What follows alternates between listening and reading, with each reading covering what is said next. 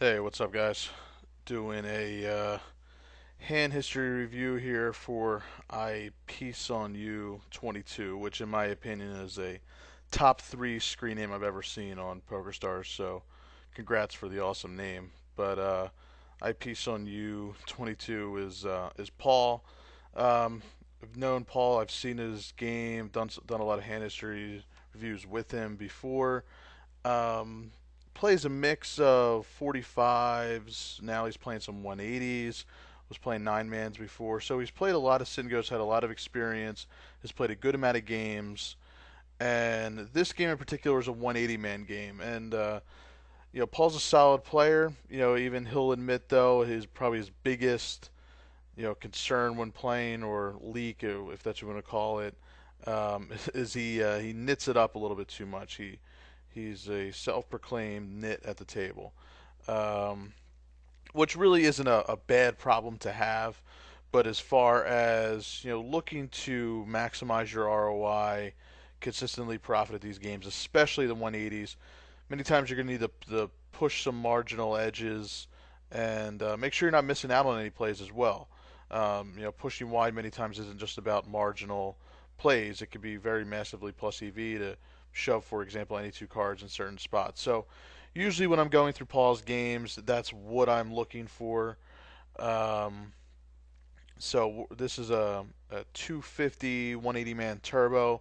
So that's probably the one thing I'll be keeping my eye on to see how if he's picking up enough chips, especially in the mid game. That's usually what we've been talking about is when we get to the 100, 200 level with antes and above, and especially as we get to the final table play, is making sure that he's just consistently picking up chips to stay afloat when you're not always getting the ace kings and the pocket queens and the easy hands to play. It's those non-obvious hands that need to be played so that you can stay afloat. You don't find yourself short stacked. You preserve your fold equity.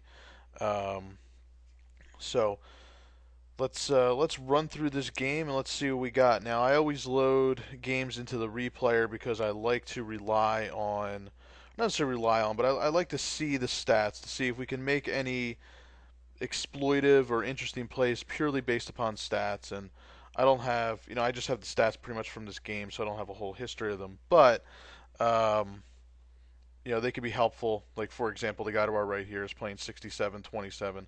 It's a pretty good indication, even though it's not over a massive hand sample, that he's going to be a pretty loose player. So, and again, the HUD, as far as the actual stats, I'll be referring to them as I go through, but just as a reminder, if I pull his stats up here, we've got 17, 15. Those are the main numbers that we're going to be taking a look at as far as VPIP and preflop raise. We have cutoff steal at the 27, button steal at 19. The 2 and the 57 are small blind limp and small blind steal. We have 15.6, that's 3 bet versus steal. 75 is fold to 3 bet. 38 is total steal percentage. 73 is the fold to steal. 83 is total C bet or raise, or yeah, sorry, C bet percentage, and 100 is fold to C bet. So you may not remember those while we're going through this, but I'll be sure to reference them when we need to. So let's jump into it. Let's see what we got. Pretty standard early game stuff. I'm just gonna skip through here. No real interesting hands to play. Oh, and the other thing I should point out is, I always, if you've seen my other videos, I always like to see, even before we start playing, who's to your left.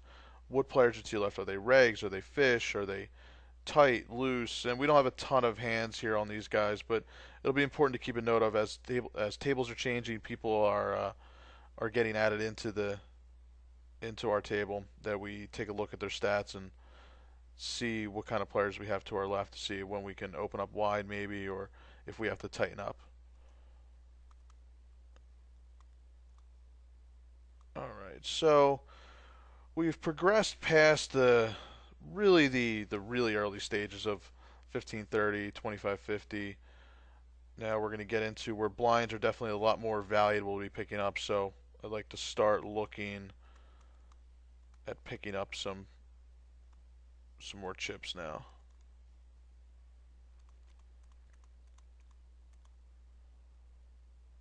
Now, if this was folded, then this guy again, we've already identified him as really loose, especially because he's limping the button here. But let's say, for example, this hand was folded. This is one of those hands where I'm sure you could shove all in, and it would be a profitable shove, a plus chip EV shove for sure. This is one of the times where I'm not necessarily looking to play plus EV, but play optimally. And we have a small sample of 24, but he's playing 8-8. For the most part, seems pretty tight. What I would do here is see essentially what we can get away with, and I would probably just raise to 250 instead of shoving all in here with as like a 92 card shove. The raise versus the shove works a lot better when somebody's 3 betting range is very similar to their all in calling range. Therefore, they're not exploiting your raise. They're pretty much just more playing their cards. Maybe they don't assume they have a lot of fold equity and are only going to reshove good hands on you anyway. So if that's the case, and also we're not going to play post flop as of right now. I'll assume he's not going to just flat based upon these stats. So I would like to raise, see if that'll get the job done. If you get 3-bet on, so be it. Um, it may have just simply be with a good hand rather than him trying to exploit you. So here I would go for the raise. If, for example, this guy with 67-27 was in the big blind, now I'm not sure if I would shove this bad of a hand into him because of how loose he is, but against this type of player, I'm more likely to just shove all in with, say, 11 or 12 big blinds. But versus somebody that's 8-8 or this guy over here is 13-10, I'll do more raise folding or raise calling rather than playing a pure push fold game simply because they're tighter players.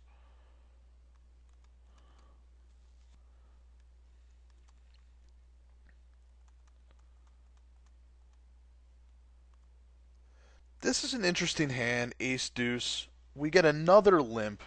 Actually, let's go back a hand. He limped this. Let's see what he limped with. See if we get a chance to. So he's limping the button with 6-7. That should just give you a very good indication of obviously how wide he is. I mean, you have your stats there, but it's also nice to see an actual hand. So we get him to limp here again. Who knows what range of hands? It could be 6-7. It could be king 5. I have no idea. All the point is his range is ultra ultra wide. Um, this would have been a profitable shove from the button regardless. I don't think we're going to let his limp in actually deter us from shoving all in here. There's 250 chips in the middle. That's pretty much right at 20% of your stack. When there's 20% of your stack in the middle, it's usually a good time to be shoving all in. So I would go ahead and just shove ace deuce. In general, I don't like to shove ace deuce versus limpers because, especially against an unknown, since they could easily limp call you with pocket fours or rag ace that's better than ace deuce, and you find yourself crushed. But in this case, since we have an idea of what he's limping and we understand how loose he is, shoving an ace here should be good. So wouldn't mind a shove right here. Let's see if we get a chance. So we don't get a chance to see his hand there.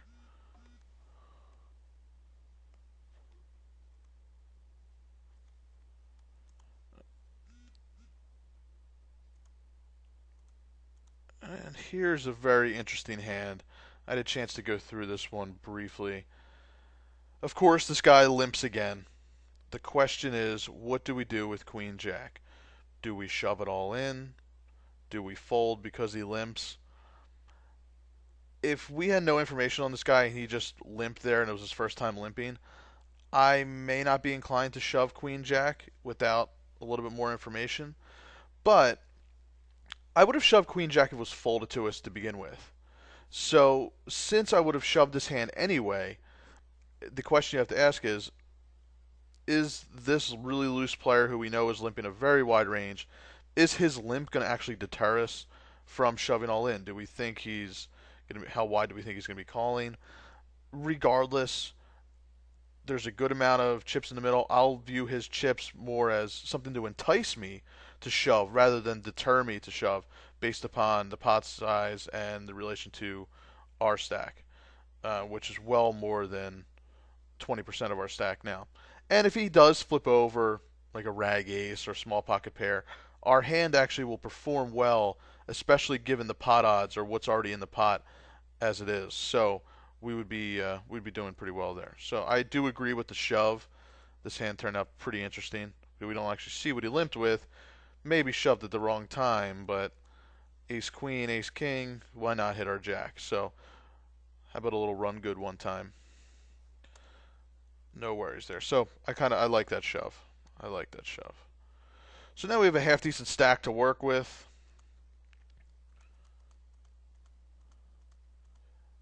Okay, now I don't. This could be perfectly fine.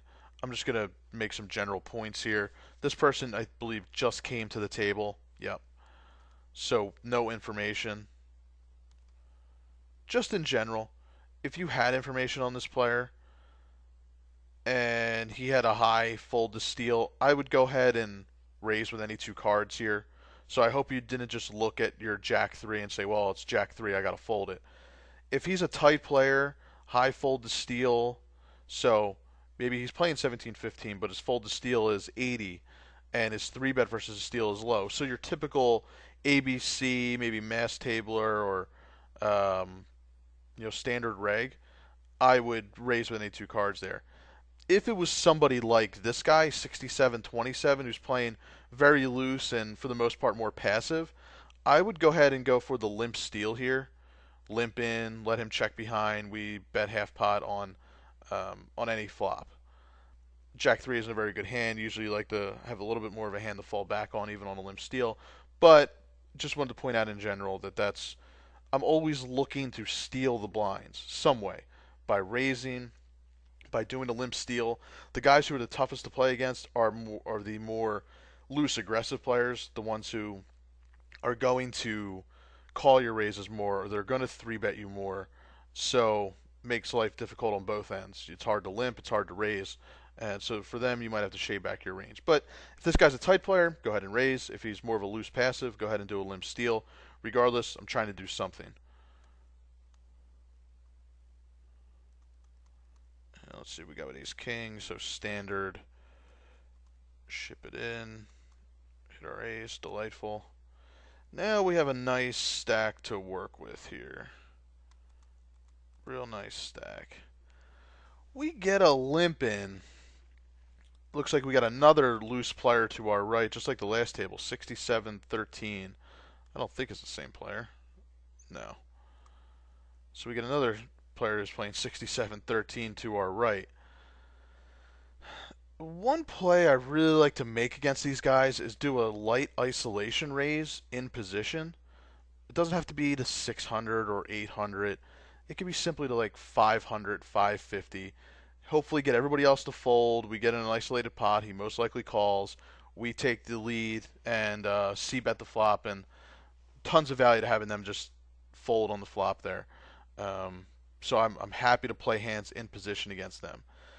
Looking at the stacks to our left when we do this, we've got 3K plus stacks, so we're not committed to them. If we raise here to 550, we would be committed to this 1300 stack. That's okay. I would have raised this hand anyway. I'd be more inclined to make an isolation raise probably from the button or the cutoff, less people to act behind you. So again, raise to maybe 500 just to get into a heads-up pot with this guy. From here, it's a little bit more marginal, a little bit more risk depending on what the players behind you do. But I at least want to get you thinking about how to exploit this type of loose, fishy player. A great way to exploit them is by getting isolated pots, playing in position. Your hand doesn't have to necessarily be the greatest. We have ace-8, doesn't necessarily flop great, has some showdown value, but even hands like 9-10, queen-9, jack-10, hands like that don't necessarily fold when you get a limper, especially given your stack sizes.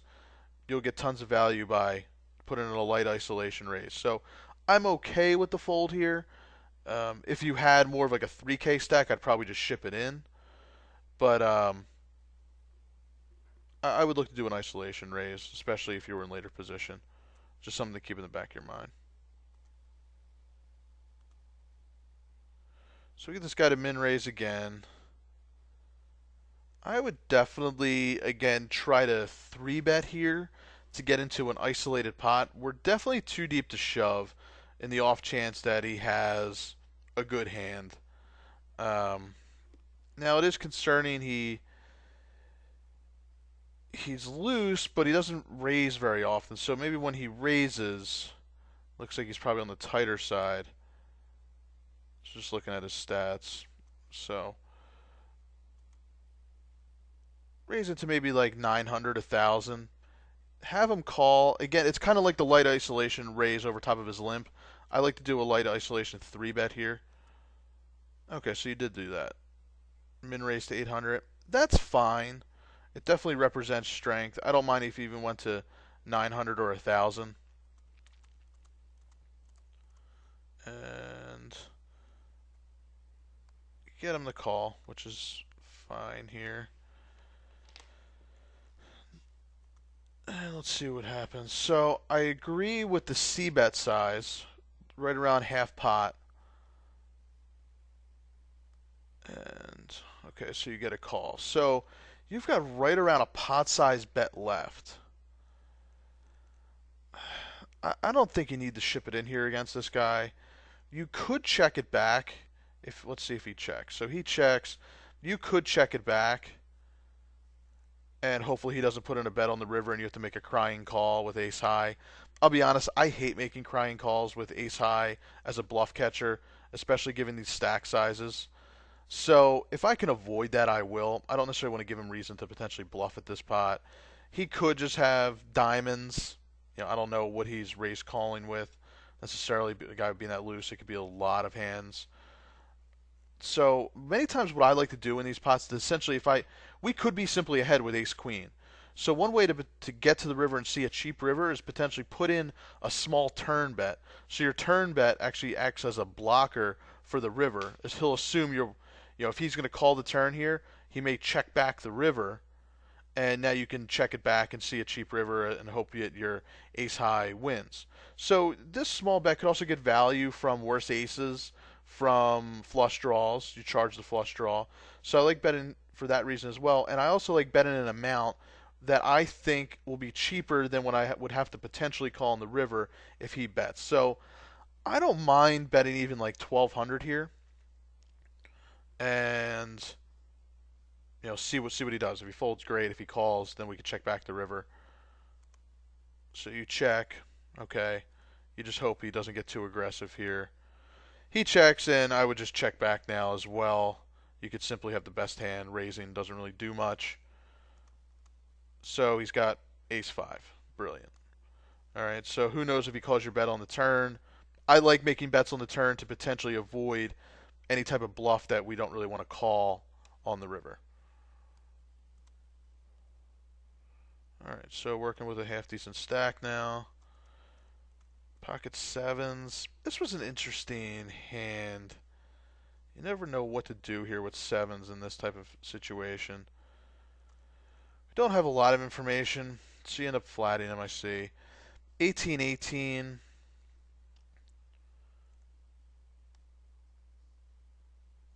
This may not be a bad spot to 3-bet or just a 3-bet. Based upon the pot size, we have fold equity plus a hand that could show down well versus 2 overs if he does flip over some overs. This guy is so loose. I'm going to consider this pretty much dead chips here. So you've got 1,500 in the pot.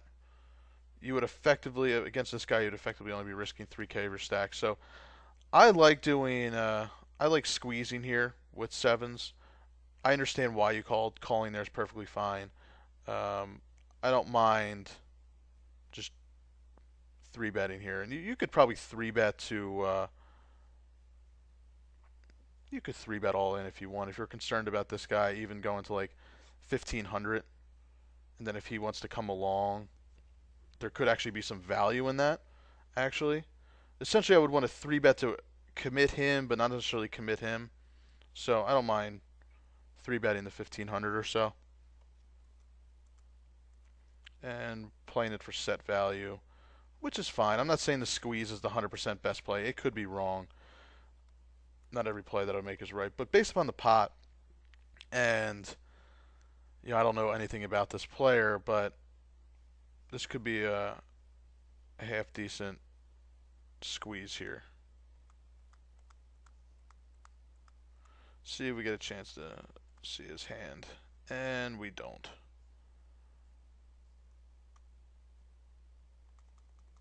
So playing it for set value, that was perfectly fine, but I think I like a squeeze.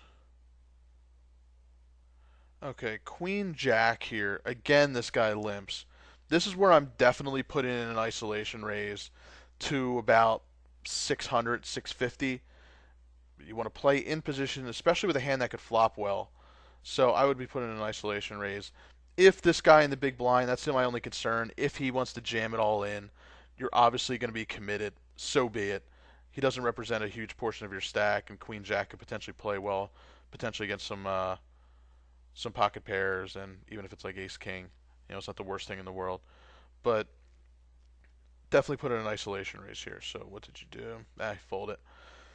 ISO him. ISO him. You get value by playing pots against guys like this in position.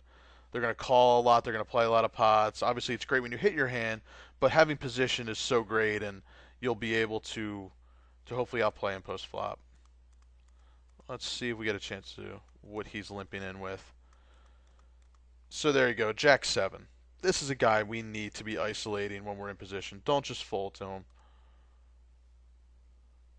Okay, so if we look to our left now, not a ton of information in terms of hands, but nothing glaring in terms of somebody like this to your left. So I would be looking to put in raises essentially to be stealing here. We're not going to be committed to anybody, even the small blind. I would be raise folding a lot of our range. And again, if you need justification for raise folding, look at part 2 of the videos that I made as far as for my sit and go series about putting in, opening with any 2 cards, especially when Andy's come involved, and how valuable it is and how plus EV it is. So these are spots that a lot of people miss because they just look at this hand and like, it doesn't play very well. Well, if we're not going to play post flop, who really? I mean, I could care less if we have 6-9 suited. This would be an any 2 card open, and the stacks are really good for it. It's 3 better than folding for everybody, or it should be.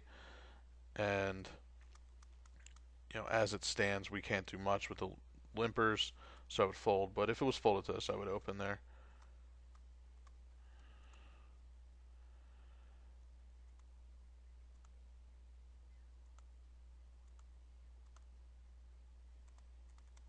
Sorry, I actually want to go back. This was kind of in the back of my mind. This King 9 could have potentially been an open. You would probably be committed to this guy, the 2K stack, given the blinds now. You could raise fold to everybody else. I don't think anybody's reshipping a hand that King 9's doing very well against, considering they should assume almost 0 fold equity given their stack sizes. So I would raise fold to everybody except for him. Or Rain Mai, that guy. But since he came in, we can't do anything. Can't do anything, so... And of course he opens.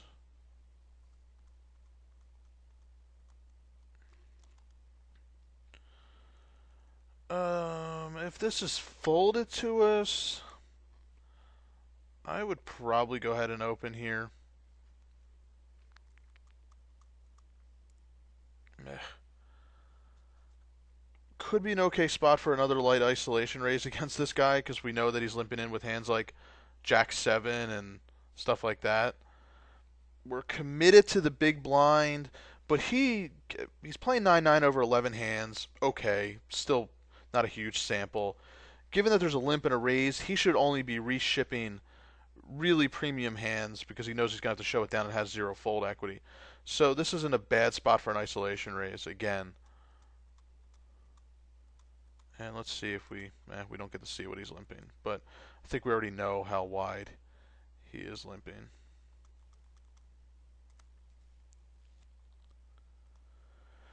All right, so that's what can happen in this game pretty quickly. You had a really nice stack about a couple minutes ago. Now blinds are creeping up. We haven't played a lot of hands in a while. You're starting to get down to, the 14, 15, 16 big blind area.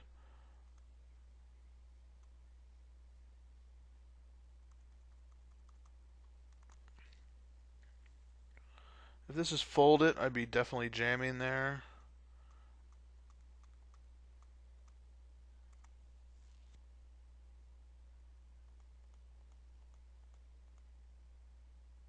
And I would fold there.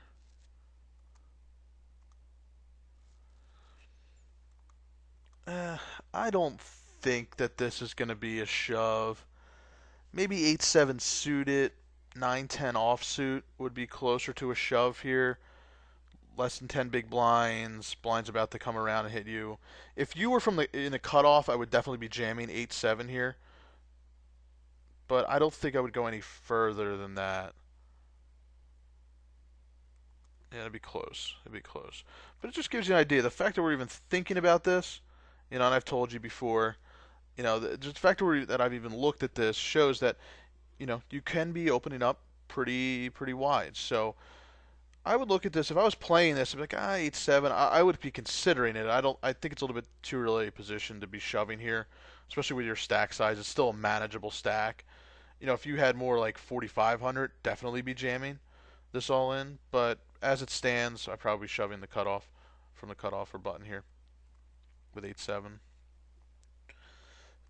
And we get a limper. Please shove with ace jack. Good. And we get a fold. Alright, so blinds have crept up on us.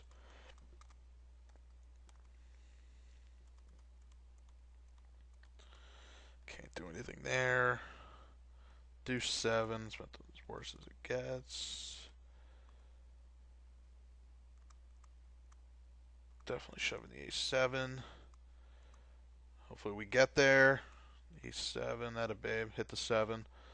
Little run good. Alright, so we are pre-final table, it looks like. This actually wouldn't be a bad open from here. From King 8, I'm just looking at the stacks. Got a 9K, a 12K, a 24K. I guess the only concern potentially would be this guy flatting. I haven't paid attention to him. If you've seen him call raises, I would probably just fold this. We're obviously committed to the small blind. I could care less about that. This is still going to be plus EV regardless of, he's going to be any two cards for the most part, and our hand actually is probably ahead of in his any two card range here. So my only concern in this hand is the button. He's playing 37-22. So if you've seen him call a lot of raises, I would not open here. But as it stands, if if you think your raise can get through and you're not going to play post flop, go ahead and open here and fold to a shove even from the big blind. I don't, he's loose, but he's only been I've only seen him shove all in with ace high type of hands, so no reason to get involved with him when he shoves.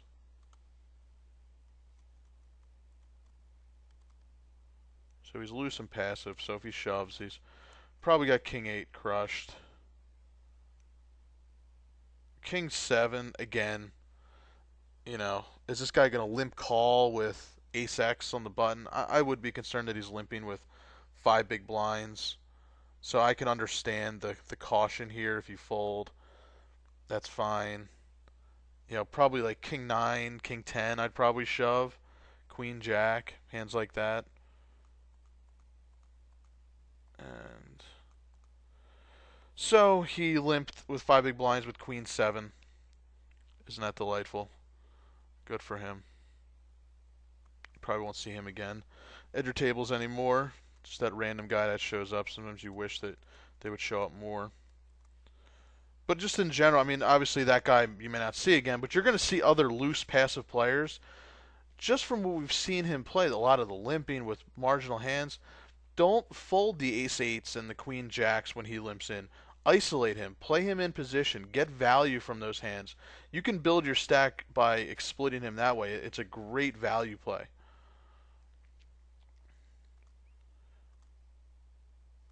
And so we get a 5 big blind shove from Chant JC. I believe he's a Regish player. So I really like an ISO shove here. He should be shoving ultra wide with 5 big blinds. He knows he needs to shove before the blinds get to him. Based upon that fact, I would definitely be ISO shoving sevens. I would have shoved sevens if it was folded.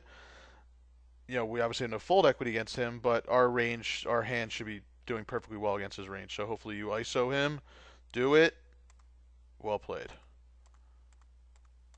Nice. And what is he going to flip over? Well, it doesn't really matter. He flapped. So he had ace jack. So he had a good hand. Could just picked up a good hand. I'm sure he was going to shove a lot wider than that, but good ISO shove there. All right. So looks like we're getting close to the final table. I don't think we're there yet, no. So maybe bubble broke.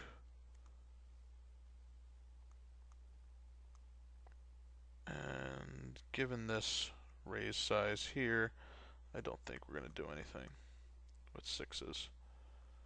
Let's see what he decided to 6x with. Pocket queens. Good value play. 6xing with queens at 600, 1200 blinds.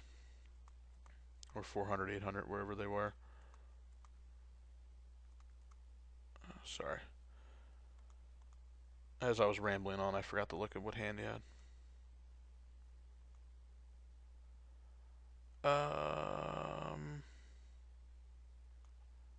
This could be a pretty good open. It's one of those any 2 card opens. We've got a greater than 10 big blind stack, a greater than 10 big blind stack, a pretty big stack, and a less than 10 big blind stack, but he's playing 11-5 really, really tight. So he's only reshipping premium hands, so we could raise fold here pretty comfortably. And given you're not going to play post flop, or you shouldn't, given that this guy's 17-12, 7-7, this could be a good spot to open up for sure. Yeah, I like opening up there. I think there's some good value there.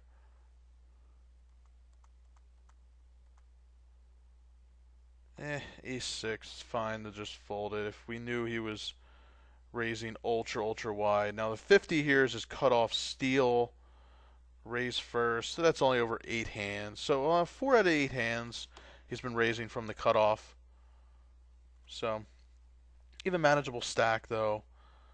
We saw him 4x with queens, or sorry, 6x with queens. Now he's min raising. So I would keep an eye here. Maybe like ace-9, ace-10, I'd probably reship. If you knew that he was definitely wider and you saw him show down some more hands, maybe ace-6 is a shove there. I jumped ahead. So we get an ultra shorty, just pretty much putting it all in any 2 cards here. I was going to say, this is a really good isolation raise. I'm so happy you did this. You didn't just call and give him odds to do whatever. Ship it in. King-6 could easily just simply be ahead of his range, and it's a great ISO spot to pick up this pot. So good job there.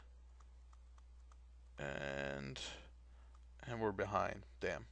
Good shove, though. Real good shove. 4-7 suited. He's got a bigger stack now. He doesn't necessarily need to call you light. I don't think he's a reg. I'm jamming 7-4 suited here. Essentially, what you need to be thinking is, look at your stack size. As the blinds have gotten up now we're getting very short. So you have to say to yourself, I need to pick up a pot before the blinds come back around, or else I'm going to be out another 2,400 plus, with the antes. So you got to say to yourself, the next time it's folded to me, I need to shove and pick up the chips. Given that I guess it's not the worst of the worst hands, maybe you don't want to shove any 2 cards here, but 7-4 suited's good enough. If you get called, your hand will actually play okay. but you should have tons of fold equity here. Maybe not tons, but enough fold equity. Plus the times you're called and win. You simply just need to pick up this pot before the blinds get to you. You want to keep yourself afloat. You're not always going to get the ace kings and the pocket queens here to ship it all in. These are the hands I guess I'm talking about where we need to loosen up. These are the shoves that aren't. This is I don't think this is necessarily marginal. This should be a pretty good shove here.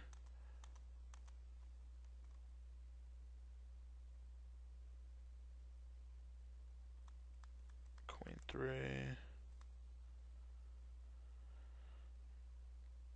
And king deuce. I guess we have to shove it. It's fine. Here's the thing. Okay, so you got there, you won, ace jack, that's fantastic. I think your view is a little off as far as what hands you should be shoving and why. Like, I would rather shove 4-7 suited here than shove king deuce here. First of all, shoving king deuce, I mean, yes, you have a blocker card with a king, but for the most part, every time you get called here, you're pretty much crushed. The best you can hope for is a hand like ace jack where you're 60-40. Hand like 4-7 suited, you're not going to necessarily be crushed except if it's an over pair. Otherwise, you're going to have hopefully 2 live cards. So, I'm not saying necessarily that 4-7 is so much better than king deuce, but in this situation, I'd rather shove 4-7 suited from the button than king deuce off from middle position or the hijack.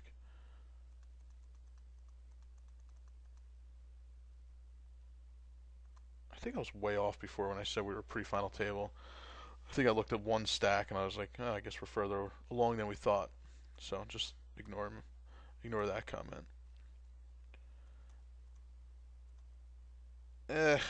Ace 9. You know what? Again, I think this is a raise fold spot.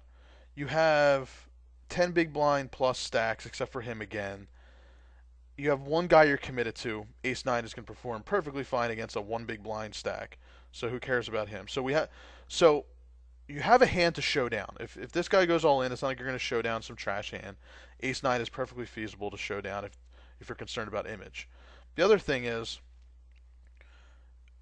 these guys, the 15K, the other 15K, this guy with 11 or 12K, they're going to assume pretty much zero fold equity because of the stack sizes here. So again, they're only reshipping hands on you that are going to be solid hands that probably crush ace 9. I don't think, maybe king queen at worst that they reshove.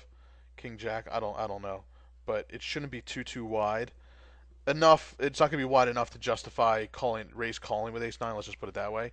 So ace 9 here might as well be any 2 cards, except for the fact that we have to show down versus him. So because of the showdown part, I would want to show down a better hand. Go ahead and raise here, fold otherwise.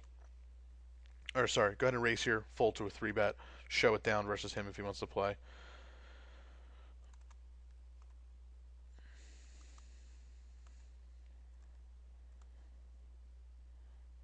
Let's see. Anything happen here? Shipping all in is perfectly fine. Oh, you went for the min raise. I like it. I think you watched part of the Sit and Go series I did. Okay, I like it.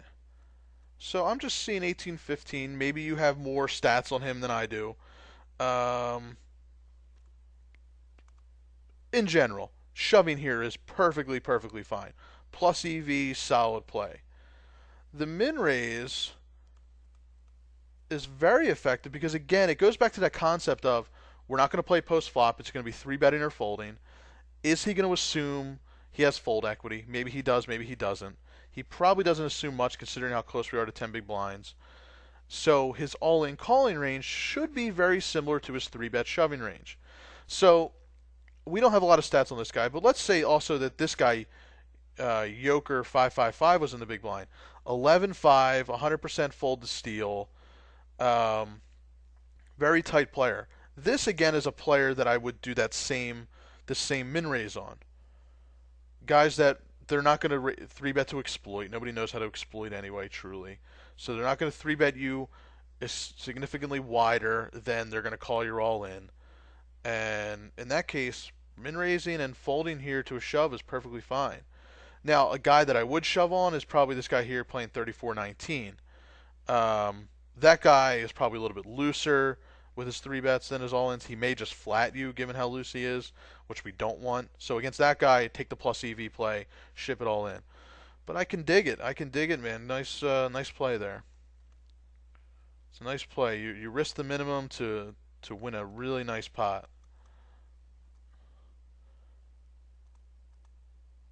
All right. So we get this guy who I don't recognize. He shoves five big blinds, a little bit less. And I'm just talking on the surface blinds. I know effectively with antes, you're actually well low, less than five big blinds. But for just looking at it, staring at it, you see about a 10K stack, five big blinds. So that's how I'm going to be talking about him. The question is to ISO shove or not ISO shove. I'm kind of in between on it. Let me say this. If this guy was a reg, solid reg, who knows he needs to shove very, very wide here, I would probably be more inclined to reship Queen Jack suited. I think we would simply just be ahead or doing very well against that range. If it's a random player, which for now I'll assume it is, one reason that player, the random players or fishy players, one reason they might be losing their fishy players is because they don't know that they should shove so wide, or that they can shove so wide profitably, or that they need to. So you're not going to see him flip over a really wide range. It's going to be a lot of aces, essentially a lot of hands that look pretty. If it doesn't look pretty, it's not going to go all in here, even though he knows he's short. You're not going to see many like 9-6 offsuits being shoved here, even though you should probably be shoving that. I doubt a random shoves that hand. So if it's a random, I fold because he just simply doesn't have as many hands in his range that you're crushing. Against a reg, I would reship. So what did you do? You fold in. Okay, perfectly fine. And we don't get to see what he shoved. Damn. 10 jack offsuit. Bet right at 10 big blinds. Middle position, right from the hijack. It's close. I would shove this probably. I would ship this all in. The thing is, you have a manageable stack. Especially the blinds are about to go up. I'd probably ship this. I think shipping this all would be good. And we fold. And King Jack, King 10. Who knows if they're probably not calling your all in. So can't really say. Well, you would have won that anyway. But I would shove that Jack 10 there. 5-6, not so much. Nope.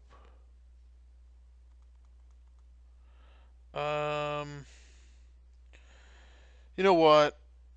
Shoving here is profitable.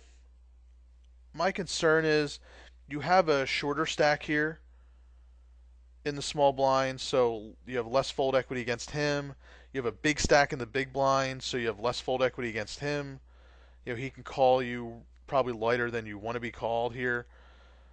I'm okay with folding the bottom of the range. I would still shove relatively wide to pick up this pot, but I think stack sizes here make this pretty awkward. Given if both of these guys had, let's just say, 20,000, definitely shove the 4-6. Given that you have a short stack and a big stack, I think that makes life kind of awkward. So I'm okay with folding that. And nice limp in with 5 big blind stack. 8-9 suited is definitely being shoved in. Not now. Fair enough. Ace King.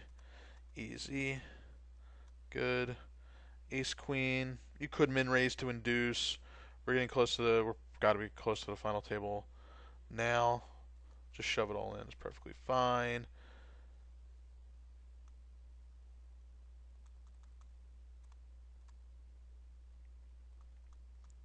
And ship the ace.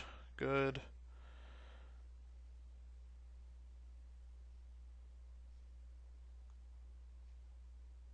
And I totally messed up when the final table was? I probably have, regardless. Disregard my final table comments. Um, you just shipped the ace. I would go ahead and ship this king nine as well.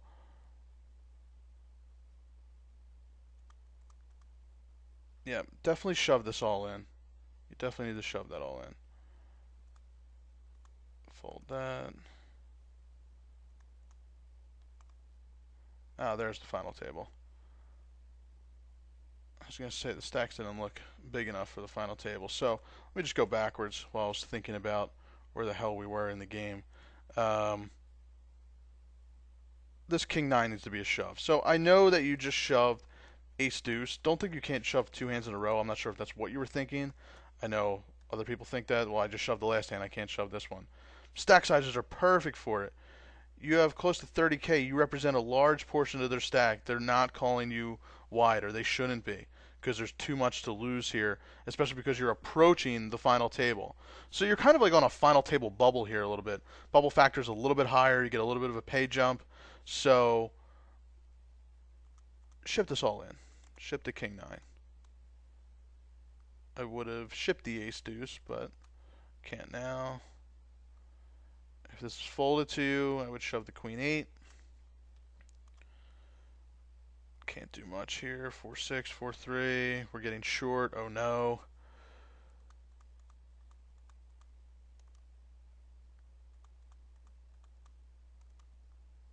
And so, wow.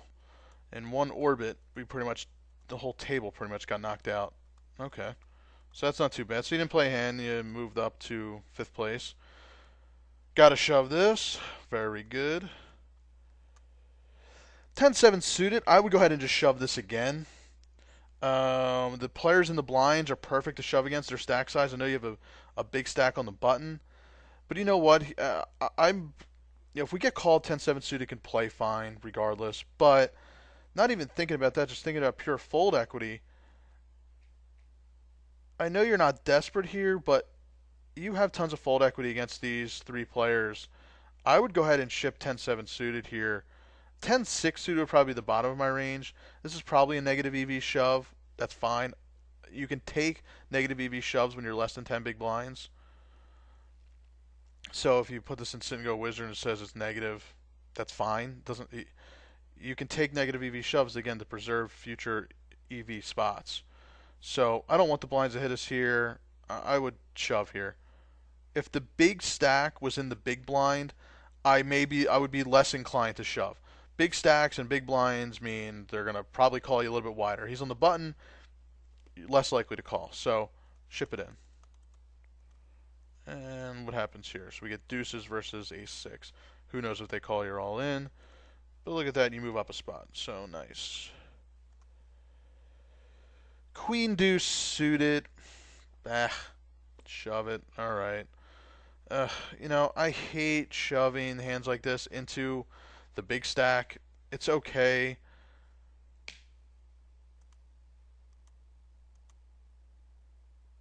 So he calls you, hits his king. You know, here's what I would do, to be honest with you. And I'm not just saying this because you just lost this hand. But like I said in last hand, like I hate shoving wide when the big stack is in the big blind. Probably what I would do is fold this hand and shove the next hand regardless of what it was, because you at least probably have a little bit more fold equity against the 70,000 chip stack. It's still not the most optimal scenario, but when the spots come up like this, I'm just trying to figure out, do I have fold equity and who do I have the most fold equity against? It's not going to be the guy with 120,000 chips here. It may be the guy with 70,000. In an ideal scenario, you could just shove into this guy Mofo 13, but that probably won't be happening. So it's a suited face card. Okay, I got it. It's fine.